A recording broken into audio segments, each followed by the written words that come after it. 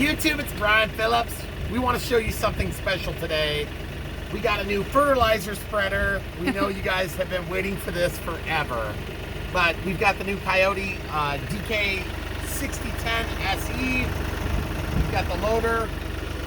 And of course we have an adapter that adapts to our John Deere style fork attachment from Titan. We've been real happy with it. And we have a ballast box on the back that we have up to about 800 pounds, as well as 950 pounds of ballast in these tires. We've talked extensively about each of these items, but we just wanted to share with you the next step in taking care of this property and doing hay, especially. That's what we're trying to propagate the hay, get the best grass hay that we can out of it. And as you can see over here, we've got it parked, and we're going to show you what it takes to get things hooked up. If you want to come along with the ride, we'll go ahead and get it hooked up, and then we'll show you some video of it in use, and hopefully this will help you guys to make your purchasing decisions. We'll walk over and give you a size of the machine, and you can see what it looks like and how hard it is to manipulate, move around, and all that good stuff. So stay tuned.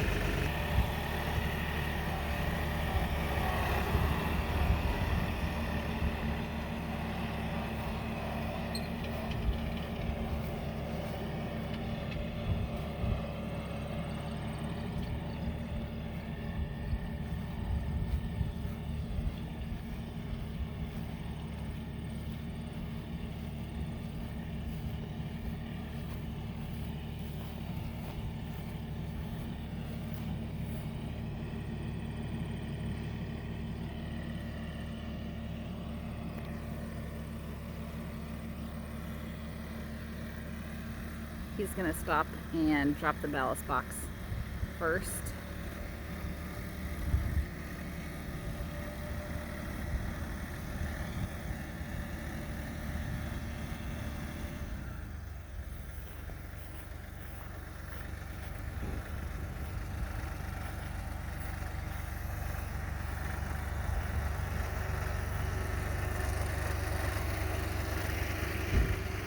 Okay, so the first step that we have to take care of whenever we switch implements is we have to take off whatever our ballast box is at the time.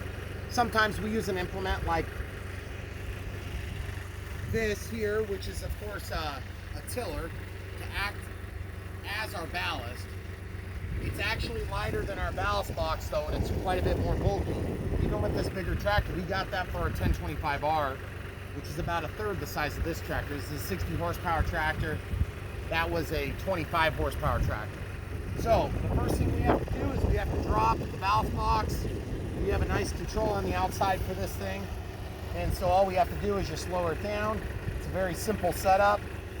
And then we pull the linch pins.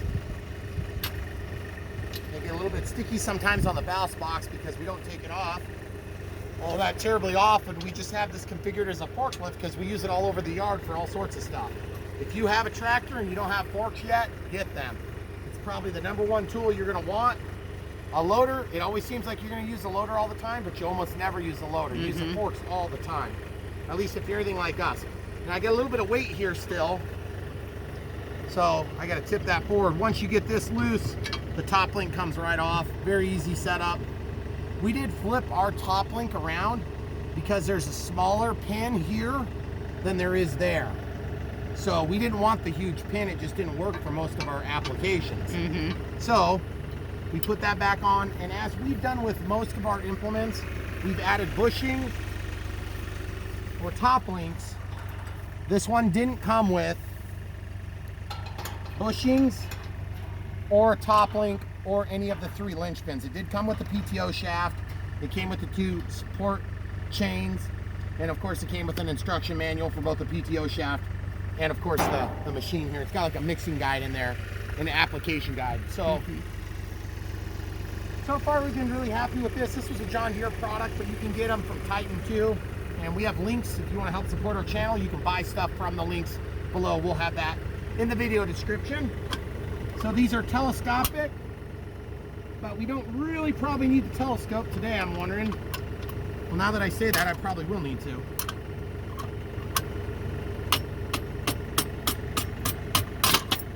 That telescopic feature is amazing and will save you tons and tons and tons of time and effort, because when you have a small tractor, it's very hard to move these things because you have to be perfectly aligned. Also, as an aside, you can see here we have used that fertilizer spreader, and we took some time and rinsed off the tractor when we were done.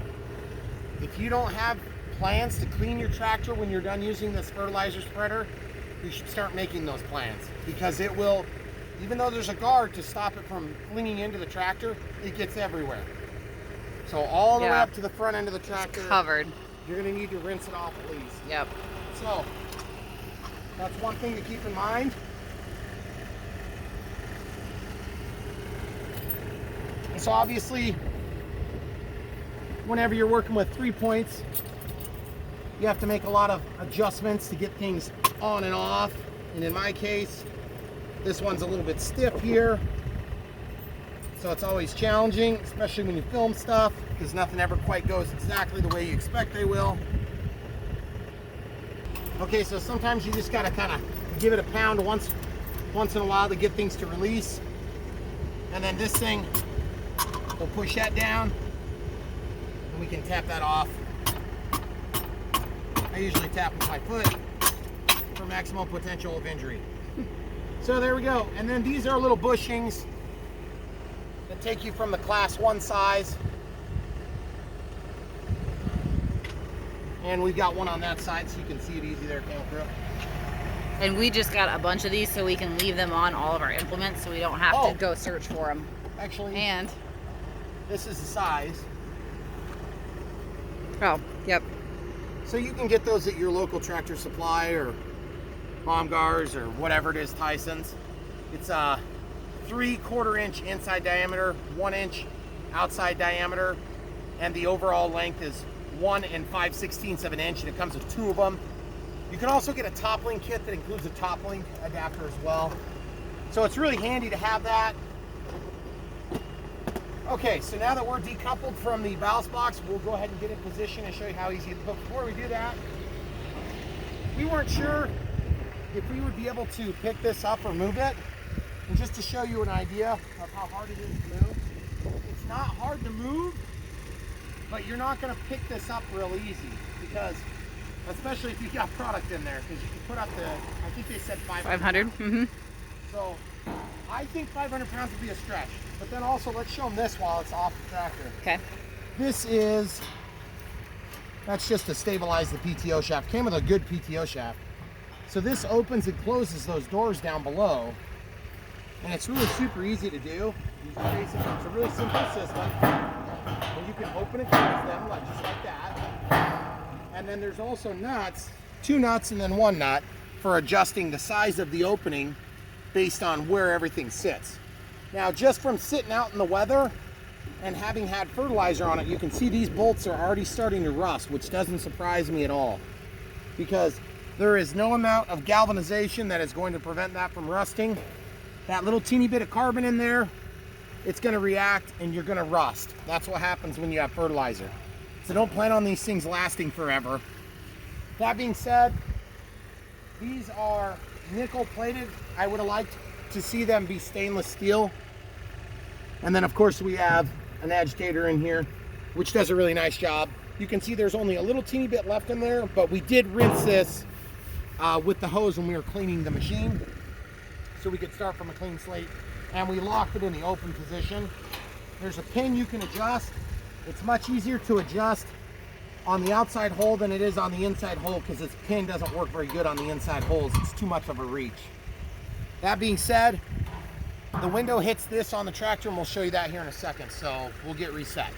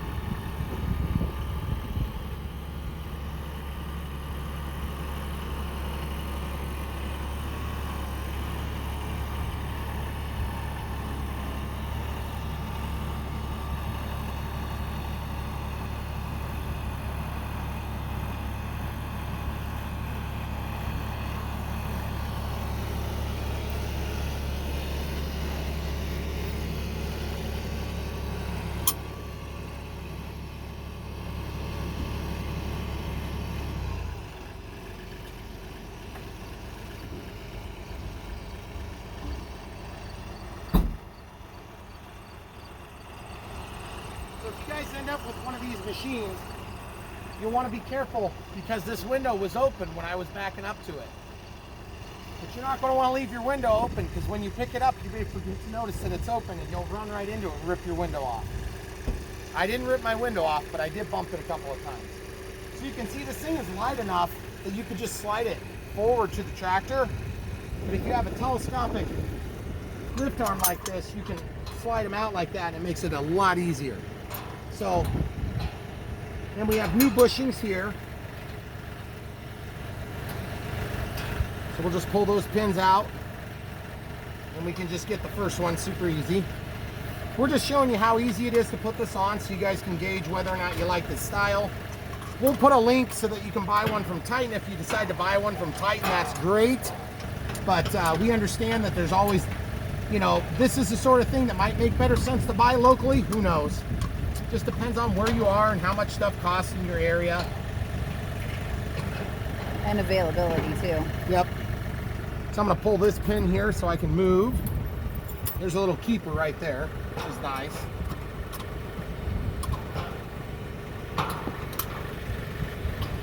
This is kind of a weird angle. There we go. Finally. But see, you'll notice that I can move the whole thing, and I'm not really working that hard. I am moving parts, but you guys can see that while I'm moving a lot, I'm able to get everything on there. It's not like I'm hitting it with a hammer and using lots of special words. Now this is the other thing we notice is it's so light, you're tempted to park it in a corner, which does make it a little hard to get back here to this other side. So depending on how you hook it on, you can hook it with 2 points and then drive it away, but we'll show you how we did it.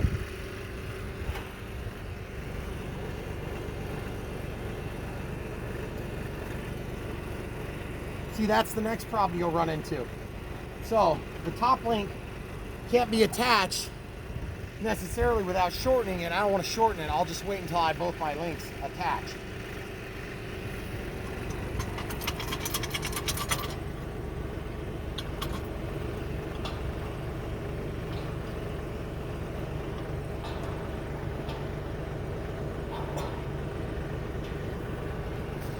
This happens to be made by QMC Industries. It's called a Model FS. And we got it from our local supplier. We didn't buy it online.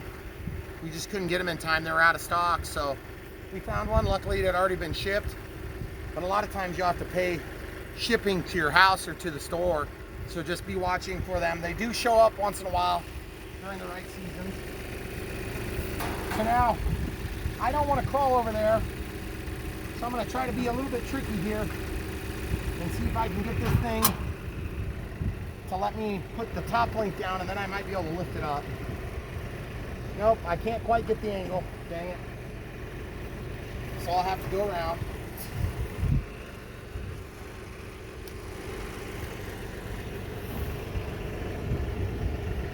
This might be a good time to hook up the PTO shaft, even though normally I wouldn't hook it up at this step. We have a spot upstairs for this, in this toolbox here.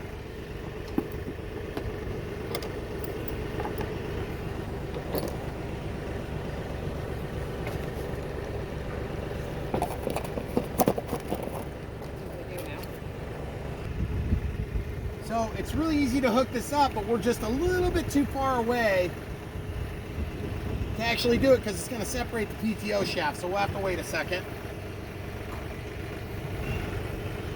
This is where these telescopic ends are so nice, because you find yourself in strange situations when you try to pack all your implements tight like we do.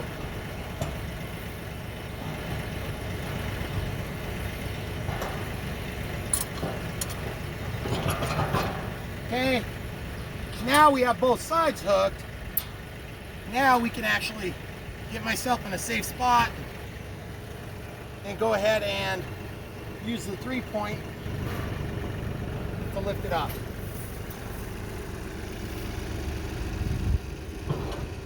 So once it gets lifted, then we're going to go to get this hooked up, and that's a lot easier then.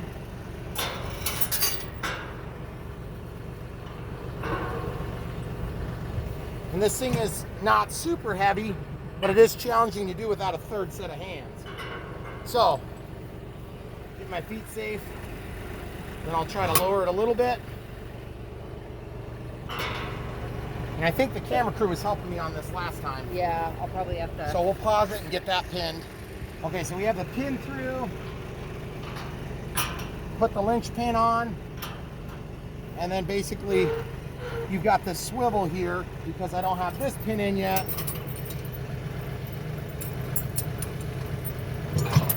There it is. So now that's pinned.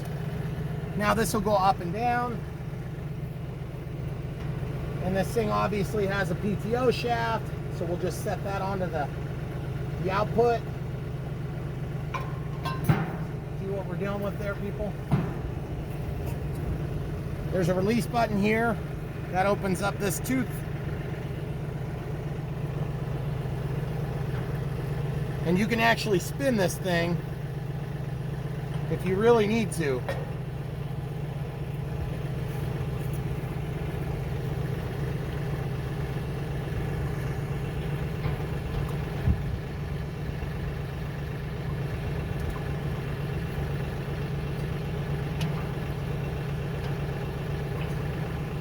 And it's always harder to do this than you think because they never seem to line up quite right. All right, so if you need to rotate this thing, the best thing I can suggest is that as you pivot this out at an angle, it allows you to get good leverage so it'll spin, okay? And it just spins this output shaft here, so you can actually turn it like that too, if you want. So it might make better sense to get this up here and just get it until it's lined up, and then it'll slide right on for you. So I'm using, okay, so that's locked on. So I'm using my left hand to do that, and my right hand to actually slide it on. And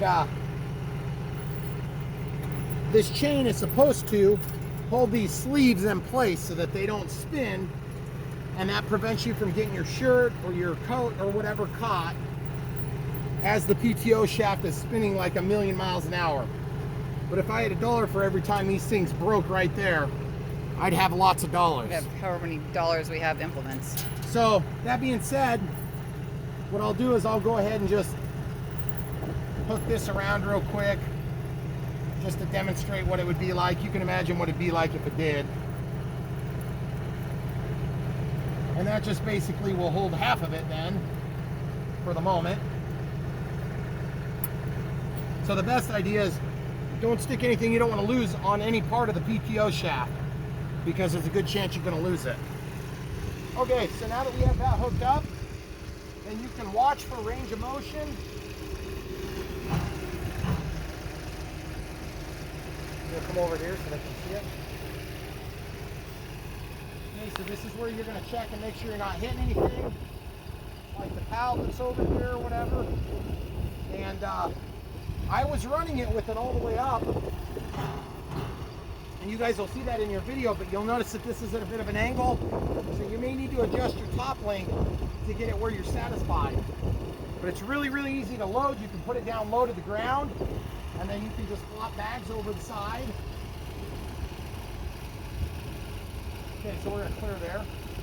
So you can bring your 50-pound bags or whatever it is, or you can have your chute right up over the top. I was using 50-pound bags, just lay it over and you cut it with a knife and then you just walk it out, throw it in the garbage, move on to what you're going to do next. It's got ample support and it doesn't spill, but I have a hard time believing 500 pounds is going to go in there without any spillage. So then what we'll do is you'll also want to pay attention to the steepness of your PTO shaft. If you get this really low to the ground to get a lower spread pattern, I would recommend lowering your RPMs and running it up higher because then it'll fling it less far. Okay, you'll get less mess that way. Okay, and for us, we were doing potash for one of the fertilizers, and then the other fertilizer was a 20-10-10 in our case. So that may not be what you guys need, but that's what we were using.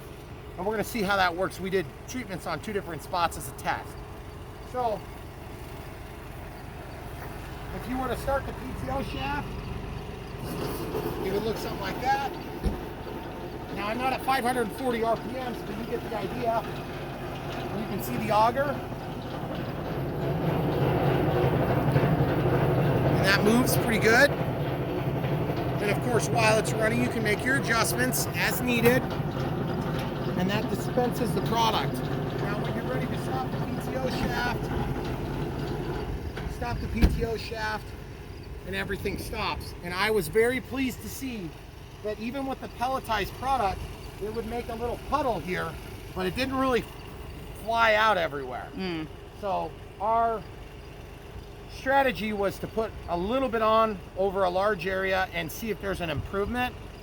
You may be spreading a lot over a small area, so you may have that door opened wider. If you open the door wider, you're going to lose a lot more product. But I feel like it works pretty good overall. Really happy with it. And then there's also this location back here that's got a pin hole in it. I'm not sure what you would pull behind this, but I'm sure somebody has something they need to pull to help spread this out or do something different. It's going to shoot into it, whatever it is though. And it's going to shoot into it hard because that thing spins and it flings stuff everywhere. It's like a dust cloud. Yeah. You guys will see. We got some clips. They were in the dark. And we do have this in action. It's coming next. But we wanted to give you guys an introduction to show you how easy or hard, whichever one you want to look at. That's really not too bad. What did that take us, like 10, 12 minutes, something like that? Well, 20 minutes total, but that was driving back and forth and putting down the ballast box. Right. And so it's like any other implement that you have, but it's probably one of the easiest PTO shaft implements we have. yeah. I mean, doing this would have taken us 3 times as long, I guarantee it. And they're just, you know, all these implements have their own hiccups. It doesn't really matter what the hiccup is. There's always some time involved in switching implements. Yeah. Even with quick couples up front, it still takes us 10 minutes to put on the grapple, or 5 minutes, or whatever it is. It's pretty quick. That's probably the quickest. Between that and the forks, anything that's forward facing is a lot quicker. And for us, the spreader was already built. We didn't do anything besides bring it home. We had to take zip ties off of the off of the PTO shaft. Yep. And we had to hook that chain on. Yeah. Actually, the chain was already hooked, but we did have to hook it over the top. Yep. So really, really happy with the product. It works perfectly fine for what we need, and we may spread some seed with it. But I think really the objective we have right now is to fertilize the grass so we get better productivity out of it between cuttings. And not this grass here. This grass gets cut so we can get to our equipment. But that grass there is hay. And this grass over here, that's hay. And that grass over there, it's hay. Pretty much everything that isn't immediately surrounding our house, driveway, or this pile of stuff is hay grass, or grass hay. So we hope this helps you guys. Hopefully it will answer some of your questions. If you have more questions, we'll try our best to answer them down below. We've only run it one time, and it was only 200 pounds, so it was a really short run. But it was quite easy to do. I was very pleased with how much didn't spill out. I thought it'd be just pissing stuff as you drove everywhere, and it really didn't. I mean, even when I was bouncing around. But you do need to be careful about hills and stuff, because that conical shape, if you fill it, you know, heaping, if you go to the side, you're gonna spill. You're gonna have some really tall grass there, or burned grass, or whatever it is you guys are doing, fertilizing, or lots of grass there. Yes, you can do, there's an application chart here too, a spreading chart. I don't know if this is really all that helpful, but it talks about the speed. Our tractor doesn't have a speedometer on it, but I know that some do, and so that might be pretty helpful. But in our case, I'm gonna basically do my own diagnostic work on what the fertilizer is gonna do, okay? Also, the sway back and forth, we have one of our hold positions is in a sway point, so it's allowed to move. But we didn't have any problems with it moving and banging around or anything. It was pretty smooth operation, and because this used to be farmed in an opposite direction, the pattern that the farmer was doing was like this. He was going around like this, and so I'm going perpendicular to his paths because the way they split off the plats. And so that makes it really rough when I'm going perpendicular. I'm feeling all those bumps from years and years and years of row crop, like the corn over here, or soybeans, or whatever it is they were doing. So over time, I hope that I can figure out a way to work some of those bumps down, because it's gonna make a lot better farming experience for us. Because driving a tractor, even one with big wheels like this, you do feel the bumps. The 1025R, I was about getting bucked off of it every time I went over those same bumps. So there's air conditioning blowing in there, and it's very comfortable. So extremely pleased with this Kioti. I haven't had any problems. Everything I've done with it has gone 10 times smoother than it ever went with a smaller tractor. So if there's one generic bit of advice I can give you if you're looking at a tractor, buy bigger than you think you need. You will not regret it, but you will regret buying too small. I don't care if it costs more. That's just life in the big city. If you think you can get a tractor that's 25 horse and do everything that you need, you will have to have a very small piece of property to be able to do that. And the first time, not the second time or the third time, the first time you put that bucket to soil, you will realize 25 horse is not enough. I'm just warning you because I learned that the first time too. I was in denial for about a year of it. But we did do all the stuff we're doing with this right now, with the exception of that machine, with our 1025R. We just didn't do it very good. And it was a lot of wear and tear on it. So, we didn't snowplow. We didn't do the snowplow. We didn't have our snowplow yet. We didn't have that yet because we didn't have accessory hydraulics. And the grapple. And it's the grapple, hydraulics. That's true. So we haven't done everything. 3 things though this but year. I don't even think the 1025R would pick up that. And that's like the economy one. Yeah. The heavy duty ones would be even worse. Yeah. Because they are really heavy. Yeah, I mean, like that's half as heavy. Well, not a half. It's about, I can't remember if that's 400 pounds. 2/3 less. Yeah. It's like 2/3 the weight of the heavier ones. Yeah. So don't look at the capacity of your loader. That doesn't matter. You need to look at what you're lifting up because whatever the bucket weighed, you know, take that away from the equation. It's not even in the equation that they give you from the manufacturer. So if that's a 2,800 pound loader and you put a 600 pound tool on it, you're using up like probably half of your capacity, half of your useful capacity. And then you put a tree in it, well, that tree can only weigh, you know, 1,500 pounds, maybe 1,200 pounds, and you'll be dragging it. So keep that in mind. All right, guys, that's all we got. Stay tuned. We'll show you what it looks like running. It's a short clip. Hopefully it helps answer your questions. And if you guys haven't had enough of this, we have some more wonderful farming stuff coming here on Brian Phillips RC. And yes, that's right. This is a holistic. We show all the different steps it takes to have a runway in your front yard here on Brian Phillips RC because we don't like short videos. We like them long and detailed. Stay tuned. Don't forget to check the links in the description below. We'll find something similar to this. If you guys are buying online, you can buy it there, or you can look at Titan. Titan's always been really good to us. We bought a lot of our implements there. Sometimes they're a little bit higher than others. Other times they're a lot lower than most. And so our experience has been that generally speaking, they tend to be one of the better prices online. Yes, you can almost always find something cheaper, but it's usually imported. And yes, we imported that piece of equipment right there. We had that built for us personally in India, and it came over on a ship to my house. Same thing with our baler. It is not easy, it is not for the faint of heart, and it is definitely not cheap. Nope.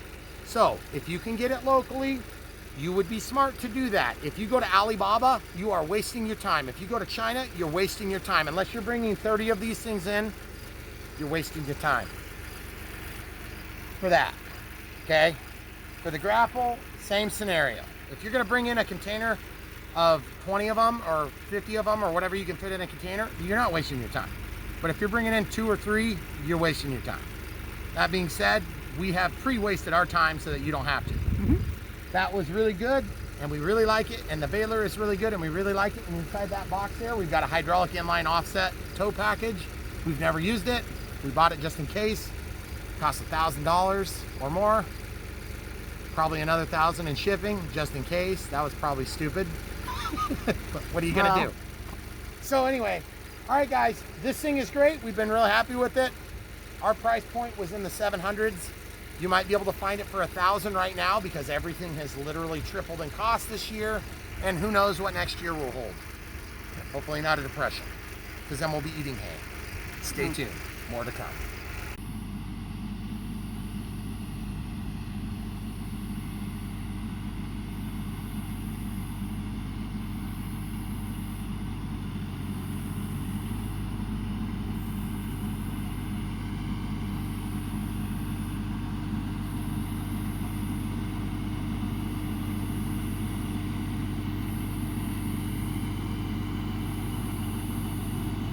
Okay, guys. This is our first experience using our new fertilizer spreader on our Kioti DK6010. We are up in our hayfield on the back half of our property, and we're doing just kind of a test run with 2 different types of fertilizer. This first batch is potash,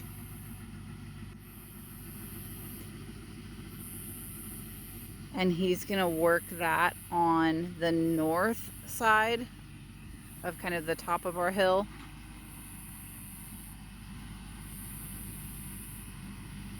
We only have 100 pounds in there, and I believe, if I remember right, it's a 500-pound capacity spreader, capable of spreading up to 46 feet wide.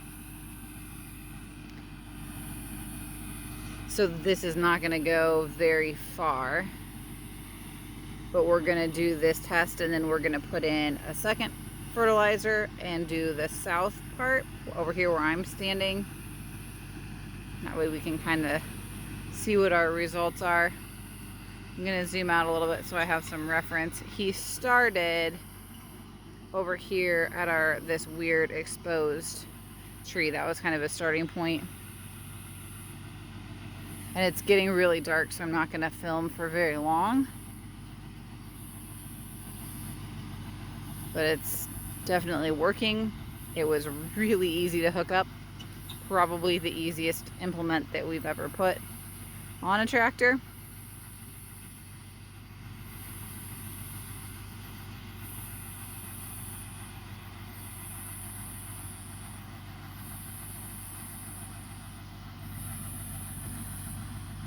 And we'll just see how this works up here in our hayfield.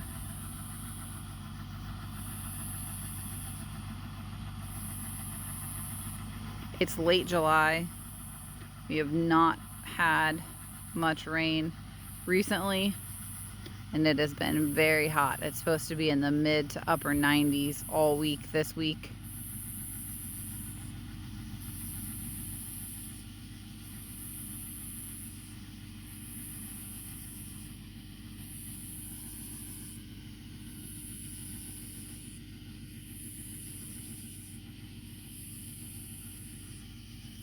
Going down on the front side of the hill there.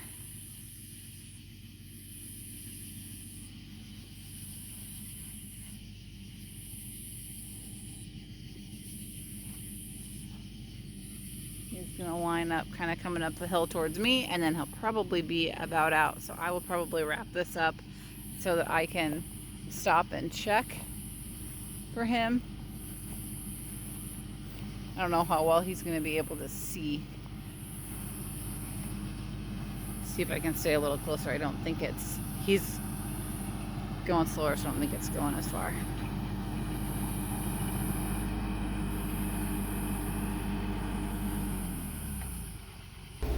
Okay, so we're inside camera crews out there now, and I just want to show you what it looks like in here when you run it. It's kind of, the door runs into the thing, which is unfortunate, so it makes it a little bit challenging to get a glimpse down in there.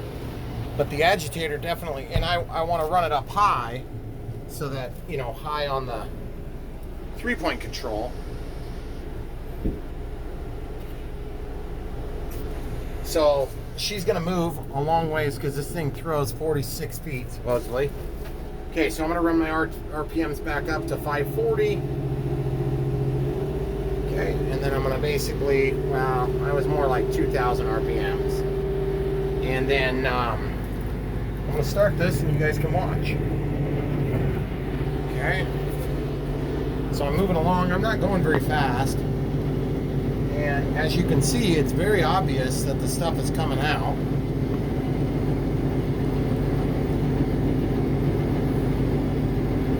And it stops from hitting the tractor by having that little guard there. That guard right there. It's pretty simple stuff. But I'm basically at like the lowest rate I can get it to come out without making a mechanical adjustment again. That's how that works. A lot of dust and stuff comes up. It does help to have the camera because I can see, but then I'm just sort of driving around doing kind of my normal paths for when I'm getting the hay out of the field. Except I was going a little bit shallow of the edge because I don't want to waste a bunch of fertilizer out there in the woods, because that doesn't do us any good. And fertilizing at night like this is probably the stupidest way of doing it, which is why we're doing it that way. But as you can see, there's quite a little bit left in there. We opened up 100 pounds worth, and I have it set real slow, so I guess it's probably good that I can get it really distributed out nicely, but it's kind of bad because I'm wasting fuel doing it. I was trying to do about half of this back lot with the potash, and then the other half with 20-10-10, just to see which one gave us better results. We got advice from people. That's what happens when you get advice. You get different advice, and so I'm like, well, one of you guys might be right. So that's what we're gonna try. We try to get help from people when they're willing to help, but then you get a lot of that. You get a lot of different opinions and stuff. So, but 46 feet wide spread, that means about 20 feet on each side. So I'm trying not to fertilize the neighbor's yard, and I'm trying not to, waste it. So I'm gonna go a little bit wider here. And as you can see, it's bouncy because this is all row crop, and the rows went all the way across the field before, and now they stop at the lot line. So that means that we're going perpendicular to where the lots were before, the lot lines. So, and I am in 4-wheel drive, and the ground is a little bit slick, so I got to be super careful not to slip down the hill and jank everything up. But at this point, I'm just kind of watching around me. It's foggy because it's so hot out today. And I'm just gonna fertilize. This is actually a pretty productive area down here near the tree line. We get lots of hay up here, or down here I should say. You can see it's real tall. We've had quite a bit of rain. I'm just a little bit fearful we're gonna end up with like having to make 5 passes with as thick as I'm putting it on, which is not very thick at all. Anyway, hardly pressing the accelerator. The hydrostatic transmission's doing just fine. I'm not used to this machine yet, so this machine, not the tractor. I am used to the tractor.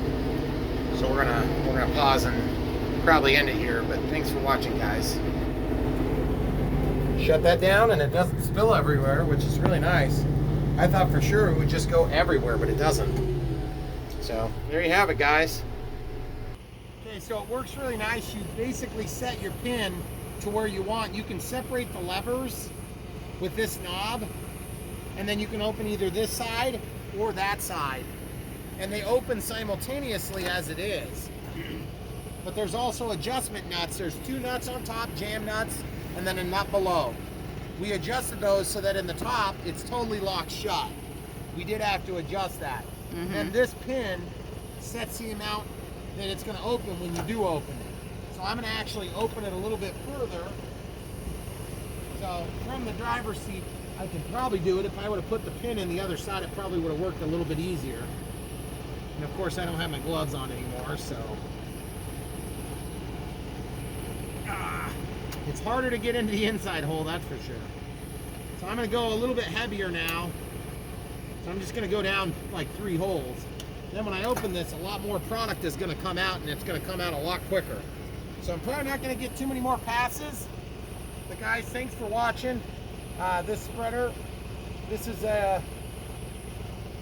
it's a model FS. And it's a pretty simple fertilizer or seed spreader.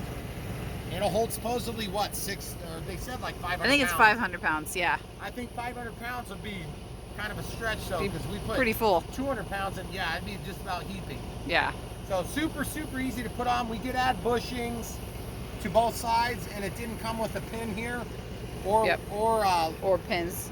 or linch pins on either Yeah. side. Of course, this linch pin also was not included. So there you have it, guys. Thanks for watching. Hopefully that helps.